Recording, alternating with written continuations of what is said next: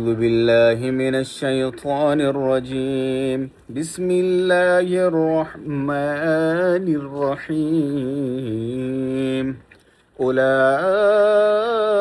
على هدى من ربهم وأولئك هم المفلحون.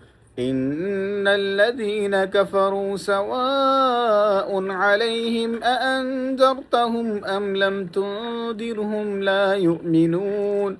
ختم الله على قلوبهم وعلى سمعهم وعلى أبصارهم غشاوة ولهم عذاب عظيم.